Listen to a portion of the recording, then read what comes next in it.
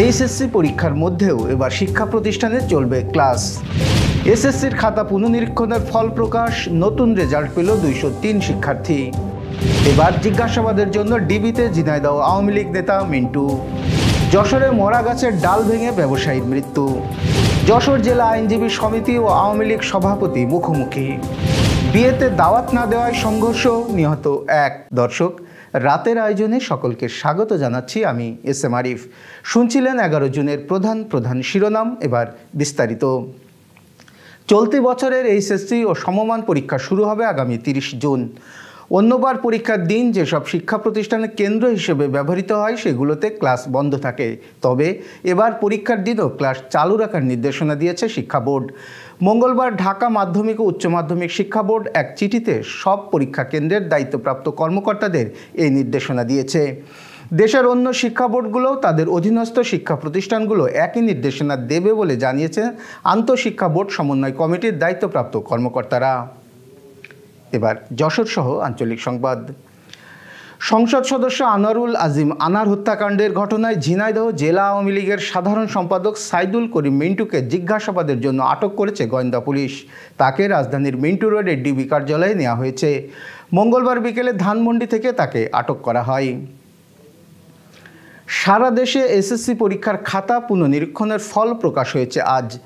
যশোর শিক্ষা বোর্ডে ফেল থেকে পাশ করেছে মোট 42 শিক্ষার্থী। এর মধ্যে জিপিএ 5 পেয়েছেন 8 জন, আর ফলাফল পরিবর্তন হয়েছে মোট 203 শিক্ষার্থীর। যশোরের শার্শা উপজেলায় ঝোড়ো হাওয়ায় রাস্তার পাশের গাছের ডাল ভেঙে ব্যবসায়ীর মৃত্যু হয়েছে। সোমবার রাত 9:30টায় উপজেলার জামতলা শার্শা সড়কের রিফা ইটভাটার সামনে এই দুর্ঘটনা ঘটে।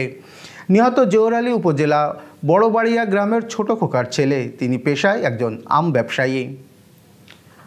যশোরের নারী ও শিশু নির্যাতন ট্রাইব্যুনালের পাবলিক প্রসিকিউটর মুস্তাফিজুর রহমান মুকুলকে লাঞ্ছিতের প্রতিবাদে আজ সকাল 9:30টার দিকে আইনজীবী সমিতির সামনে মানববন্ধন করেন আইনজীবীরা। তারা এই ঘটনাকে ন্যাক্কারজনক উল্লেখ করে নিন্দা জানানোর পাশাপাশি অভিযুক্তদের শাস্তির দাবি করেন। এ ঘটনায় নিজের অবস্থান ব্যাখ্যা করে দুপুরে প্রেস ক্লাব যশোরে সংবাদ সম্মেলন করেন জেলা আওয়ামী লীগের সভাপতি শহীদুল ইসলাম মিলন। তিনি মুস্তাফিজুর রহমান মুকুলের উপর হামলার কথা অস্বীকার করেছেন। মঙ্গলবার যশোর সদর উপজেলা কৃষি সম্প্রসারণ অধিদপ্তরের উদ্যোগে কোন্দল ফসল উন্নয়ন প্রকল্পের আওতায় 3 দিনব্যাপী কৃষি মেলার উদ্বোধন হয়েছে। কৃষি সম্প্রসারণ অধিদপ্তর খামারবাড়ির উপপরিচালক কৃষিবিদ ডক্টর সুশান্ত কুমার তরফদার মেলার উদ্বোধন করেন। যশোর পৌরসভার নিয়ন্ত্রণাধীন শহরের পৌর হেরিটেজ মার্কেটের দোকান বরাদ্দের উদ্দেশ্যে উন্মুক্ত লটারি হয়েছে। আজ এই লটারি অনুষ্ঠানে উপস্থিত ছিলেন পৌর mayor Haider Gani Khan Palash. Renaissance hospital and diagnostic centre. রেনেসাতেই মিলছে কম খরচে উন্নত সেবা, তাই নিশ্চিন্তে আমাদের সেবা নিন, সুস্থ থাকুন। Renaissance hospital and diagnostic centre, সদর হাসপাতাল মোড়, দরাটানা, যশোর। দর্শক, শেষ করব ভিন্নধর্মী একটি সংবাদ দিয়ে। পটুয়াখালী সদর উপজেলার কমলাপুর ইউনিয়নের মধ্য ধরান্দি গ্রামের বিয়েতে দাওয়াত না দেওয়ায় 2 পরিবারের সংঘর্ষে নীলিমা শিকারী নামে এক নারীর মৃত্যু হয়েছে। মঙ্গলবার বিকেল 3টার দিকে পটুয়াখালী মেডিকেল কলেজ হাসপাতালে তার মৃত্যু হয়। নিহত নীলিমা ওই এলাকার সুনীল শিকারীর স্ত্রী।